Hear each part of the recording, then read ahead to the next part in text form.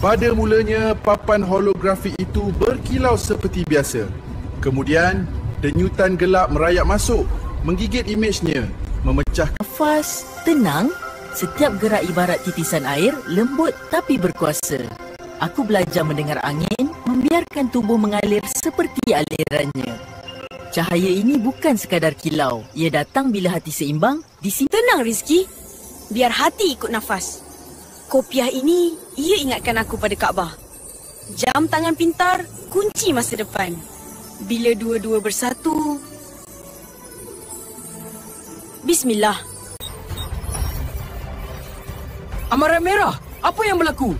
Bahaya dikesan. Sumber tenaga tidak stabil di menara warisan. Risiko letupan dalam masa 12 minit. 12 minit saja? Baik, arahkan laluan. Kita selesai. Apa semua ni?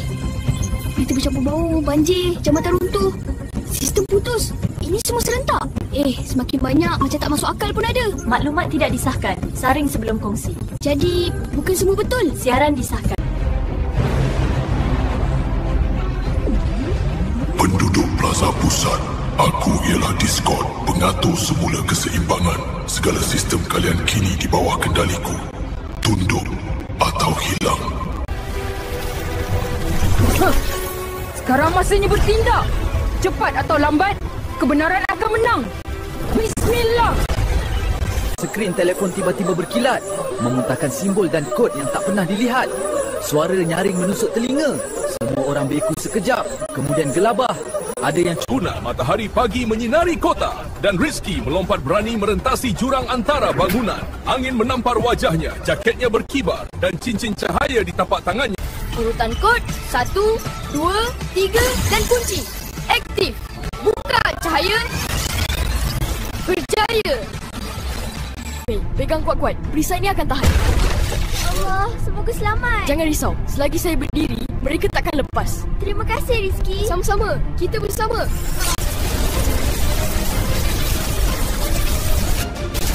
apapun gelapmu, dia takkan melepasi perisai hidayah ini. Kau takkan dapat menahannya lama, budak. Bertenang, teruskan aliran tenaga. Ya Allah, kekalkan perisai ini. Sedikit lagi. Stabil. Stabil. Alhamdulillah. Berjaya. Saya hampir terjatuh, Abang Rizky. Tak apa, sekarang kita selamat. Pegang aku, ya? Ya. Perpaduan hanyalah dusta. Tunduklah. Lawan hanya membawa kehancuran. Pilih patuh atau lenyap. Cepat masuk sini.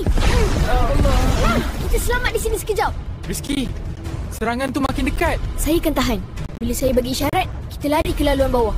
Cahaya takkan padam selagi kita berani berdiri. Dengan ilmu dan iman, kita mampu hentikan kegelapan ini. Ini bukan akhir, ini permulaan.